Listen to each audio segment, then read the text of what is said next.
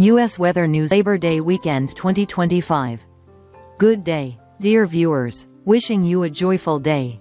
We are stepping into the Labor Day holiday, one of the biggest celebrations of the year in the United States, marking the end of summer and the first days of autumn. This is the time for road trips, family gatherings, and for millions of sports fans to dive into the excitement of season-opening games. The good news is that the holiday is off to a favorable start. This morning, much of the southeast is seeing only a few thin clouds. Showers are primarily confined farther south, so most areas will stay dry through the day. Temperatures are comfortable and running well below the late August average. If you're heading to Clemson for the marquee matchup between Clemson and LSU, conditions this afternoon are truly ideal. While tens of thousands of fans fire up their tailgates, temperatures will hover around 28 to 29 degrees Celsius, 82 to 84 degrees Fahrenheit, under sunshine with passing clouds and lower than normal humidity. Very comfortable. Rain chances are near 20%. Any showers should be brief and unlikely to disrupt the festivities.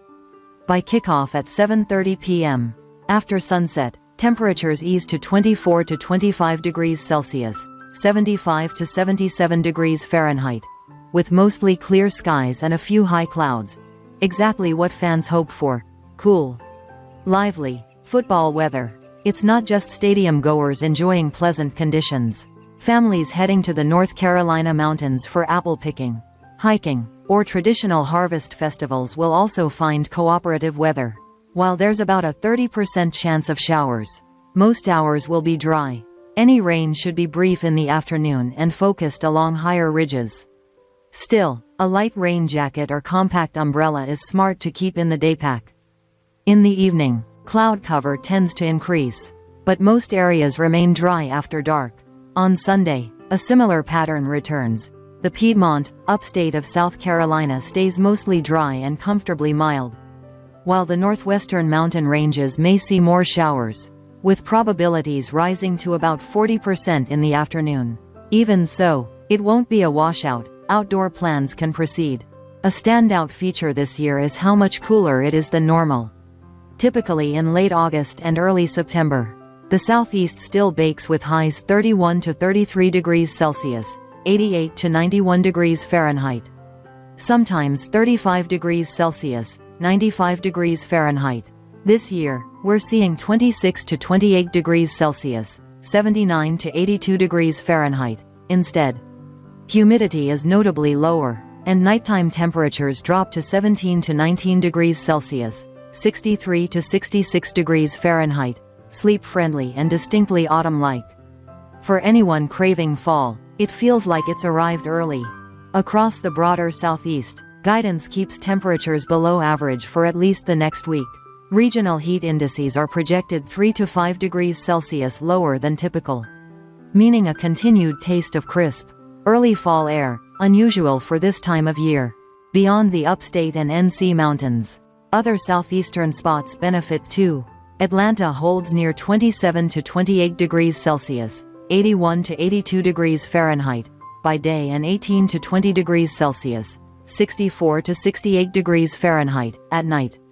Coastal cities like Charleston and Savannah may feel a bit more humid from onshore flow but stay around 29 to 30 degrees Celsius, 84 to 86 degrees Fahrenheit, far gentler than recent heat waves.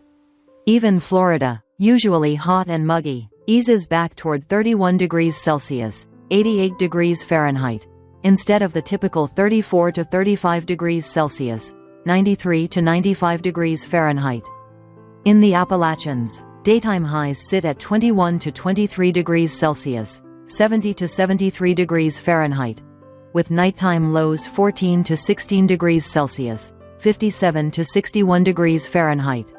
Higher elevations can dip below 12 degrees Celsius, 54 degrees Fahrenheit, a crisp chill prompting light jackets for evening festivals. While the overall pattern is tame, do watch for scattered showers. Over the next few days, rain chances may increase across the northwestern NC mountains and eastern Tennessee as Gulf moisture interacts with terrain to spark localized downpours. Most of the southeast, however, remains dry, bright, and less humid, Importantly, the region shows no signs of prolonged soaking rain. If showers occur, they'll be brief, mainly late day, when daytime heating meets modest onshore or upslope moisture.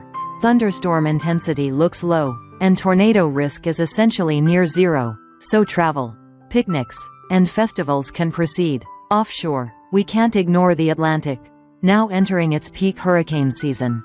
As noted last week, a new tropical wave is moving off West Africa. As expected, the National Hurricane Center has added the area to its watch list, assigning about a 30% chance of development within 7 to 10 days. Some forecast models, most notably parts of the European guidance, hint that the system could strengthen on its westward trek given warm sea surface temperatures, low wind shear, and sufficient moisture. Still, these are early projections. We'll need about a week, around September 9th, for more confident readouts on probability, strength, and track. Nonetheless, it's a timely reminder. September features the warmest Atlantic waters and often the strongest storms. Coastal communities from Florida and Georgia to the Carolinas should keep following updates. Aside from that potential system near Africa, the rest of the Atlantic is quiet, a rarity for Labor Day weekend, which in past years has often featured at least one tropical disturbance affecting the Caribbean or the U.S. East Coast. For now, that calm is welcome news for millions enjoying beaches and outdoor events. Back to the domestic outlook. In the Midwest, the cool push continues, bringing 21 to 24 degrees Celsius, 70 to 75 degrees Fahrenheit, daytime highs and 10 to 13 degrees Celsius, 50 to 55 degrees Fahrenheit, nights to Ohio, Indiana, Illinois, and Michigan. Light early frost is possible in parts of northern Wisconsin and Michigan, unusual this early. The Great Plains, Nebraska, Kansas, Oklahoma, see scattered afternoon, evening showers, driven by convergence between dry westerlies and moist southerlies. Some locales could pick up 50 to 70 millimeters, 2 to 3 in 24 hours, causing brief flooding, but much needed water for typically dry late summer fields. Along the West Coast, California, Oregon, Washington, conditions are mostly dry, with daytime highs 27 to 32 degrees Celsius, 81 to 90 degrees Fahrenheit, and nights 17 to 20 degrees Celsius, 63 to 68 degrees Fahrenheit.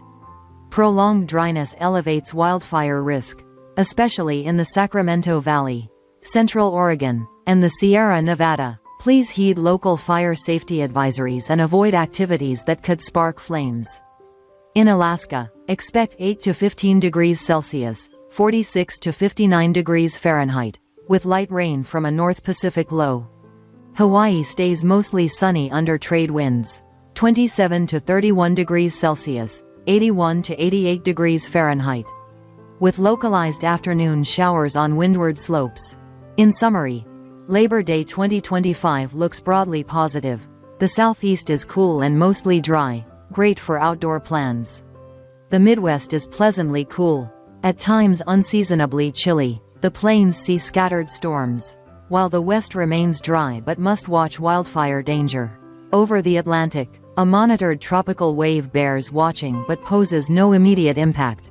Dear viewers, with such a varied weather map, the most important step is preparedness.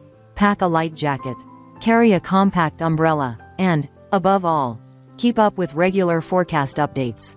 Even with today's pleasant setup, September often brings surprises, from unusual cold snaps to strong offshore storms. Thank you for watching. Please like, share, and subscribe to stay current with the latest forecasts. Wishing you a safe, happy, and memorable Labor Day with family and friends.